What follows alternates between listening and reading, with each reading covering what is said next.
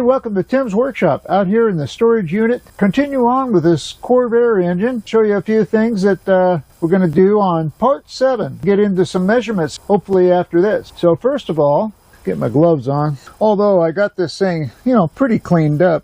Some things on here I'm going to save because this thing is trash. Okay, so what happened was distributor was stuck in here, right? It wouldn't budge. And this part of it down here, your gear's right here, and then the gear off your crank is right here, and that's what turns the distributor. And the shaft continues down through this hole out the bottom here, part of that shaft. The other mating part of it, I already put it away, but that is the pump gear. And the pump gear has a shaft that goes up inside there too. So I got this out this far and I can't get it out any further. Ended up breaking the piece here, so basically gave up on it. Like I said, I'm going to take the oil relief out. I'm going to take this kind of a one-way passage vent there and take that out, whatever it's called. There's another one online on eBay for like 30 some bucks.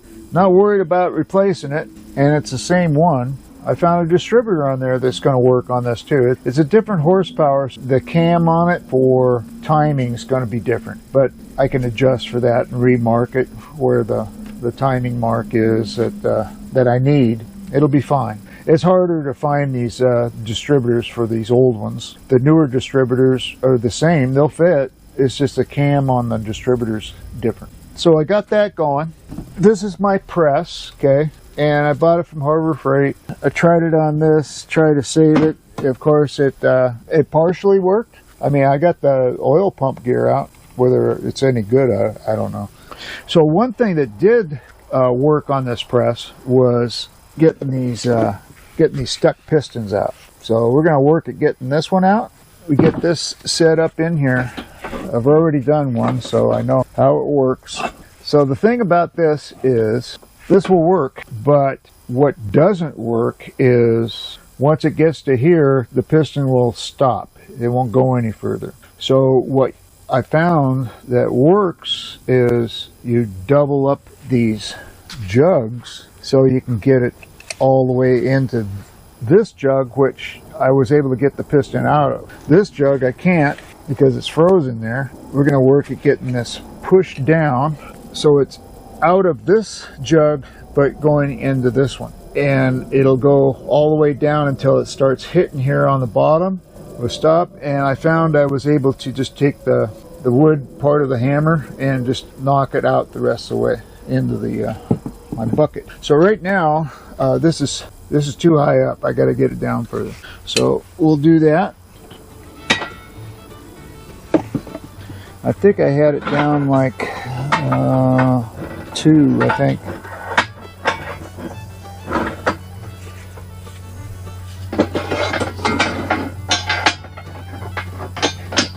Let's see. This is my tool for pressing the piston out, so yeah. Looks like I might have to go down 2. There we go.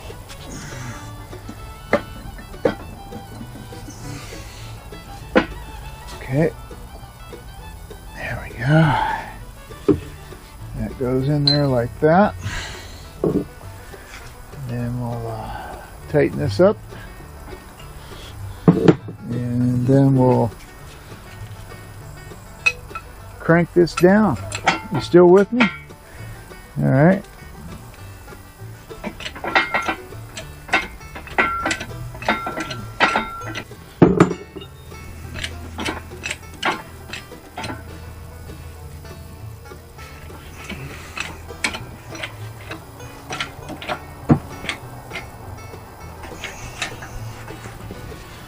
Okay, now that one is tight.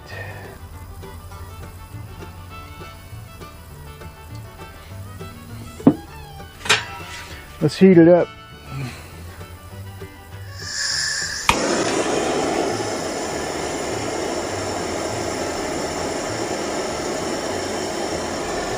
The other one I did yesterday came out easy yesterday.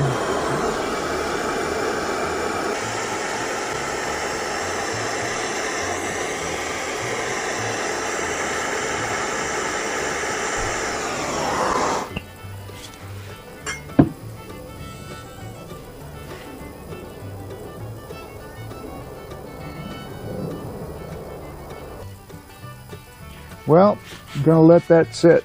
I just cleaned this up with some emery cloth and some WD-40 and wiped her down, and it looks pretty good, nice and clean.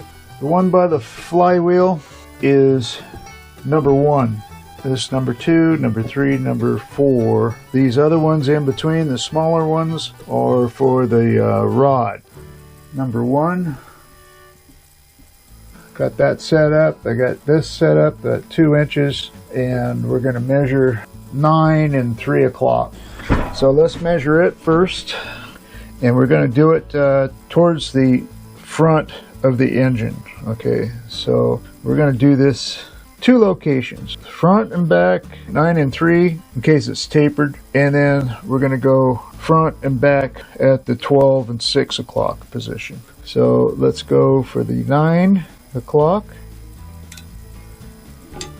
Okay.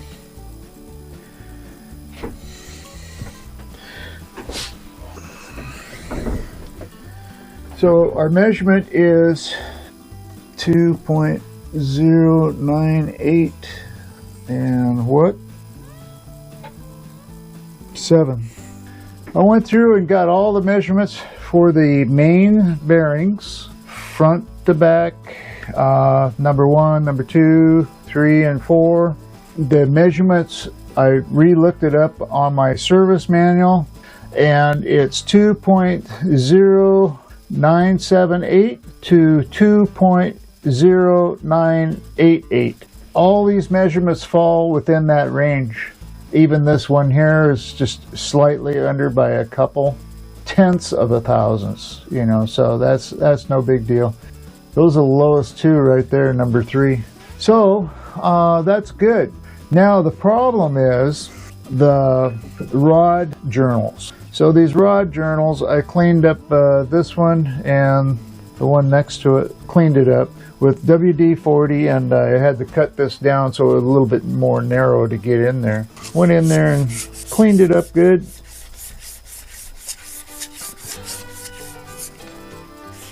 So that's how I've been doing it, just like that.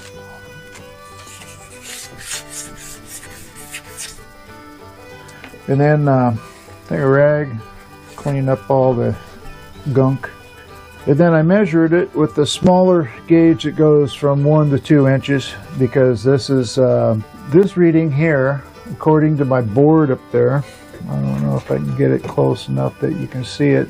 It should be 1.799 to 1.800. So the tolerance is like really tight. It's like 1 thou. I came back out here after I let the PB blaster soak inside here, and after I heated it up, and I just let it sit, and I came out after about an hour or so and tried it, and it popped, and then I tried it again, it popped, and every time it popped it started coming down. So it was towards the end of the day, so I decided I'll go ahead and turn the camera on to get the rest of it out here. And I have these 2 jugs back to back, and this one upside down, this one with the piston in it with the rod going down inside here. Make sure these are even, which they are. Now we can continue on pushing this down. Now the piston won't go past these bars here. Once we get down that far, we'll stop, and the piston will be actually in this cylinder. It'll be out of the cylinder that it's stuck in right now, and I should be able to push it down until I'm able to use the back of my wood on my hammer to pop it out the rest of the way. So here we go.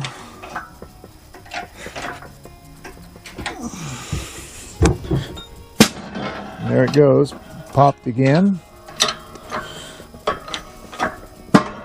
and now it's moving.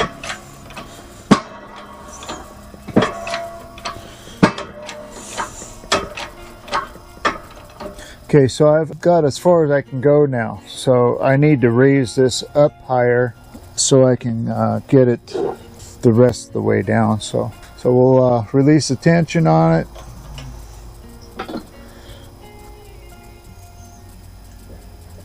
Move this all the way up. Okay, close it. All right, This jack that I have, it's not the one that came with the central machine. The one that came with it just quit working. There's something wrong with it. I can't just take the jack back. You know, I'd have to take the whole stand. Well, the stand's fine. And so I found this jack at Home Depot for like 30 bucks. So I went, oh, okay, cool. I'll just buy it. This is only a 6-ton where the other one was 12-ton. And I'm going, I don't know if this is going to work. Well, it works better than the one that came with the stand. And it's only a 6-ton jack. Just so you guys know. The stand is great. It's very sturdy. It works great. It's a jack that's not all that great. Okay, so we're going to raise this up. Let's see how far we are with the this. Yeah, the piston's coming out. Okay, and it's starting to come into this one, but it's not far enough out yet. You can see the PV blaster still in there.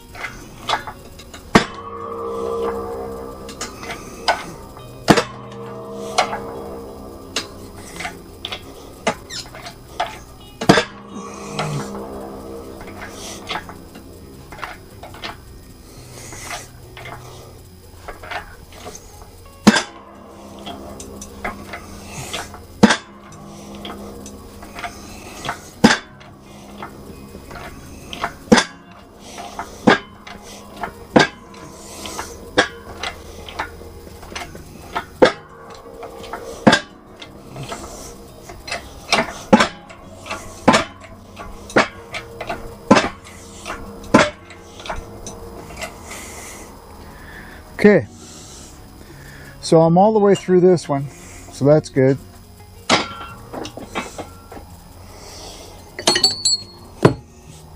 And there we go. Now we need to get this out.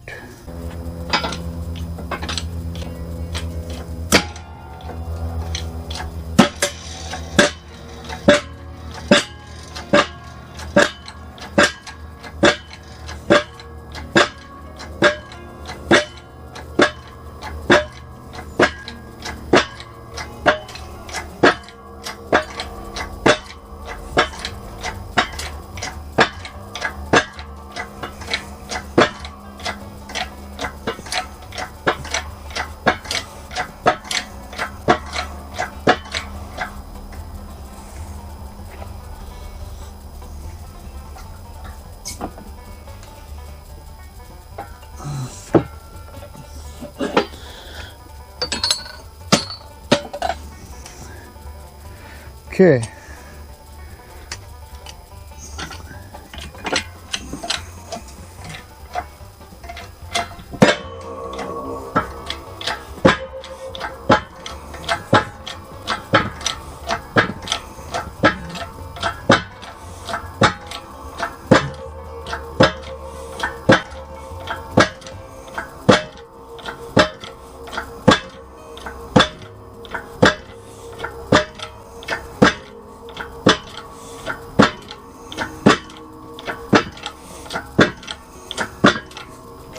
Coming out, so that's good.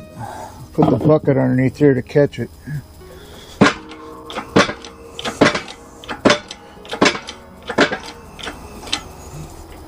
Okay.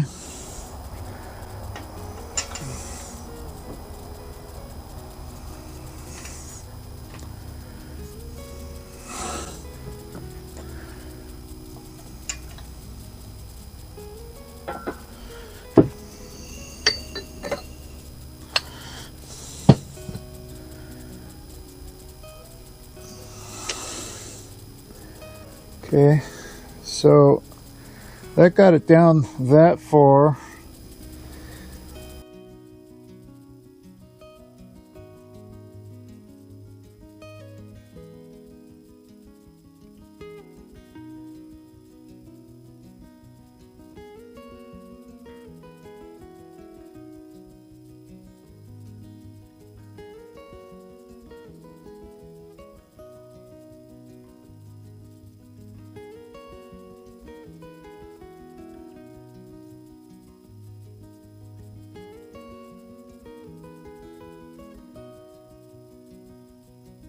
Okay, so the tolerance is 1.799, 1.800.